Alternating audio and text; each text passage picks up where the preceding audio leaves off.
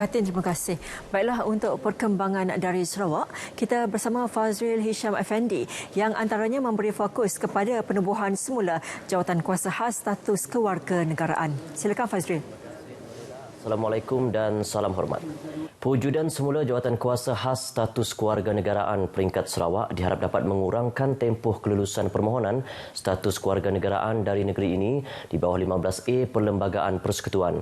Menteri Kebajikan Kesejahteraan Komuniti, Wanita, Keluarga dan Pembangunan Kanak-kanak, Datuk Seri Fatimah Abdullah berkata, dengan pewujudan semula jawatankuasa berkenaan, tempoh kelulusan bagi permohonan status kewarganegaraan di bawah 15A Perlembagaan Persekutuan dijangka mengambil masa kurang daripada 2 tahun berbanding sekitar 5 tahun sebelum pewujudan jawatankuasa tersebut.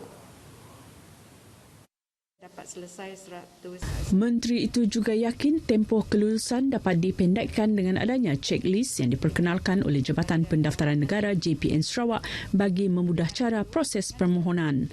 Kita sangat yakin bahawa permohonan akan mendapat jawapan dalam masa iaitu saya rasa tidak melebihi 2 tahun.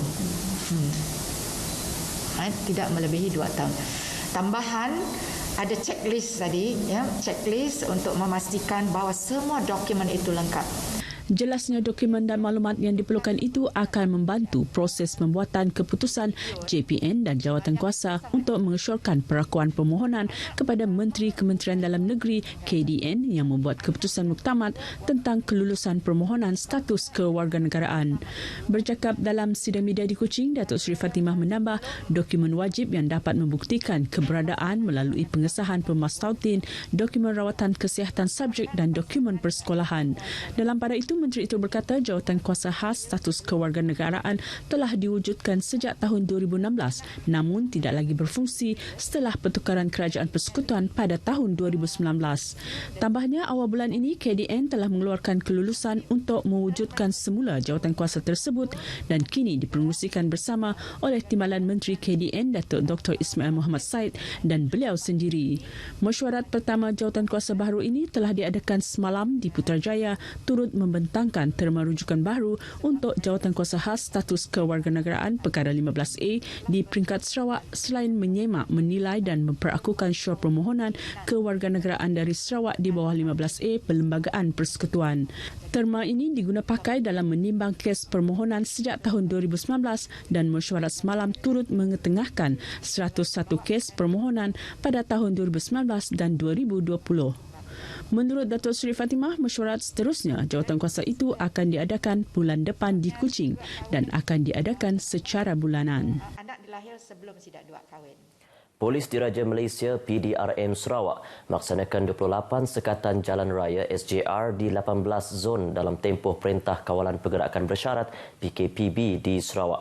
Menurut Pesuruhjaya Polis Sarawak Datuk Aidi Ismail, hanya mereka yang mempunyai permit polis dibenarkan merentas sepanjang tempoh ini berkuat kuasa.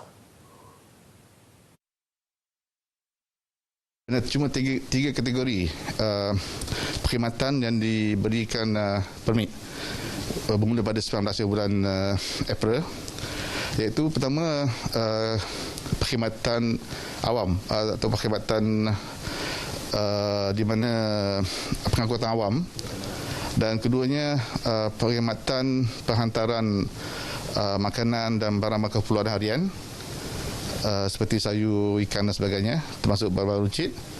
Dan ketiga ialah kes-kes kecemasan, iaitu sama ada personal ataupun perkhidmatan kecemasan.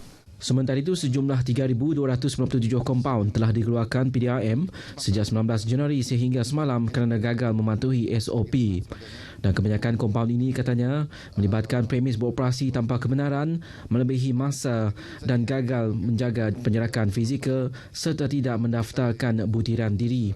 Beliau memberitahu demikian kepada RTM semasa ditemu bual menerusi lintas langsung Cerita Pagi Sarawak dalam slot Selamat Pagi Malaysia di Ibu Pejabat Polis Kontijen Sarawak di Jalan Badarudin, Kuching. Pada masa sama, Datuk Aidil mengingatkan masyarakat untuk terus mematuhi SOP yang ditetapkan untuk kebaikan bersama bagi memutuskan kebolehjangkitan COVID-19. Mereka yang mematuhi Pemilik premis perniagaan dalam sektor perkhidmatan penting di bahagian Sibu tidak perlu memohon permit untuk beroperasi sepanjang tempoh Perintah Kawalan Pergerakan Bersyarat Khusus yang akan dikuatkuasa di Zon Sibu, Zon Kanawit dan Zon Selangau bermula esok hingga 26 April depan. Menurut pemangku residen bahagian Sibu, Wong Hee Sieng, prosedur operasi standard ini adalah berbeza dengan PKP yang dilaksanakan awal tahun lepas di mana setiap perkhidmatan yang beroperasi perlu mendapatkan permit di Balai Polis terdekat. Wong berkata perkara ini perlu dijelaskan memandangkan segelintir pemilik premis perniagaan mula memenuhi balai polis untuk memohon permit. Dedahnya lagi sepanjang tempoh itu hanya 15 perkhidmatan perlu yang dibenarkan beroperasi. Antaranya adalah perkhidmatan awam, perbankan, utiliti, pos, pembentungan dan perkhidmatan telefon dan komunikasi. Namun kesemua perkhidmatan ini haruslah beroperasi dengan kadar 50% kapasiti pekerja sahaja. Do not need permit to go to work. Okay? That you do not need as long as you are not crossing the boundary. Inter-district trouble, you still need police permit. No matter you go to Selangor, you go to Kuching, you still need police permit. If you are trouble within Sibu district, you don't need police permit. Wong Hee Sieng berkata demikian dalam sidang media di Bilik Mesyuarat Pejabat Residen bahagian Sibu. Dalam pada itu, beliau turut memaklumkan hanya perkhidmatan kecemasan, perkhidmatan utiliti, perkhidmatan pembentungan dan perkhidmatan penerbangan tidak tertakluk kepada waktu operasi 6 pagi hingga 8 malam seperti perkhidmatan perlu yang lain.